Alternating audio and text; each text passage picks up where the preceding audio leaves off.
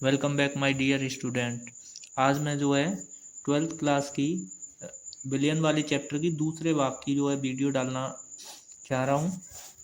उसको अच्छे से लर्न करना, और ये जो है काफ़ी इम्पोर्टेंट क्वेश्चन है इस वाले जो पेज में, उन्हें अच्छे से लर्न करना। सबसे पहले अगला जो क्वेश्चन है हमारा, क्वथनांक में उन्नयन से आप क्या समझते हैं? इसका मोललता से क्या संबंध है? इसका आंसर है, क्वथनांक में उन्नयन यानी किसी विलायक में कोई अवाष्पशील विद्युत अनपगट्य मिलाने पर उसके क्वथनांक में होने वाली वृद्धि उसका क्वथनांक में उन्नयन कहलाता है।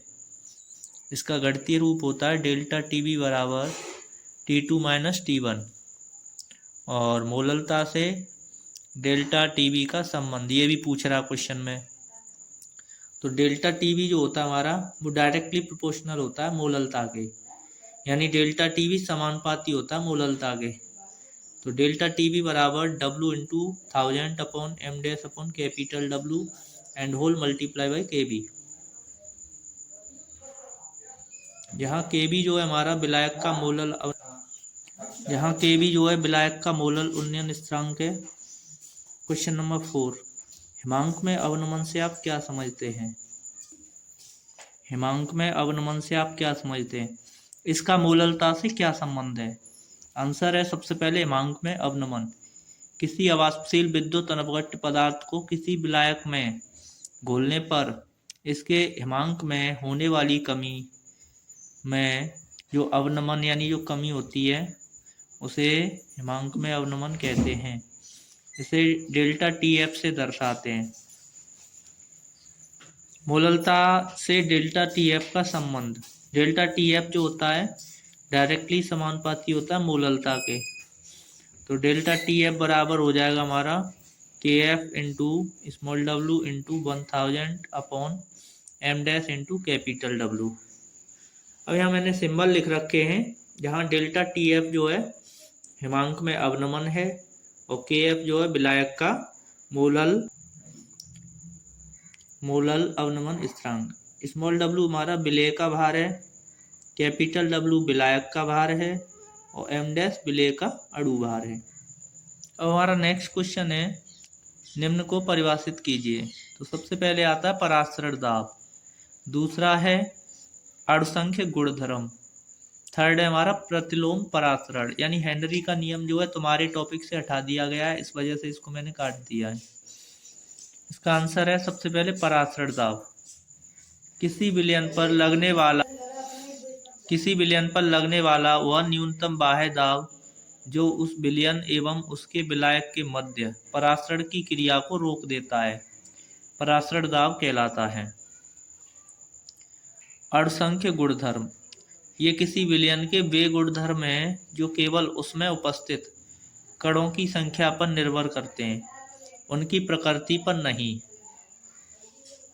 अब आता हमारा प्रतिलोम परासरण, यदि सांद्र विलयन पर परासरण दाब से अधिक दाब आरोपित किया जाए तब विलायक अधिक सांद्र विलयन से कम सांद्र विलयन की ओर प्रवाहित होने लगता है, इसे प्रतिलोम परासरण कहते हैं। अब देखो कुछ महत्वपूर्ण सूत्र जो है लिख रखे हैं इस चैप्टर से संबंधित जो आंकिक। पहला जो सूत्र है हमारा, m is equal to small w into capital small w into 1000 upon M dash into capital V। Second दूसरा फॉर्मूला है हमारा, दूसरा जो सूत्र है स्मॉल m is equal to small w into 1000 upon M dash into capital W। Third formula है XA यानी A का मोल प्रवाह बराबर Na यानी A के मोलों की संख्या अपॉन A के मोलों की संख्या प्लस B के मोलों की संख्या। फोर्थ है हमारा pi V is equal to ST। ये एक मोल के लिए ये वाला सूत्र हम प्रयोग करेंगे। फिफ्थ है हमारा pi V is equal to NST, इसे जब मोलों की संख्या एक से ज़्यादा है तब प्रयोग करेंगे। नेक्स्ट है हमारा 6 pi V is equal to W upon M dash ST। ये जब प्रयोग करना है जब मोलों की विलेय का भार और अणुभार दिया हो। And capital S is equal to 0.0821। ये एस का वैल्यू हमें प्रयोग करना है, ये बिलियन स्थिरांक है एस। 7 delta T B is equal to K B into small W into 1000 upon M dash into capital W. Capital W जो है विलायक का भार है। डेल्टा टी एफ बराबर K F into small W into 1000 upon M dash into capital W. Next 9 formula P naught minus P S बटे P naught बराबर N upon N plus capital N. अब इन्हें कैसे प्रयोग करना है ये मैं सब अगले पेज में बताऊंगा, और इनके पूरे जितने भी सिंबल हैं इन सबको जो है एक एक करके क्लियर करके बताता हूँ।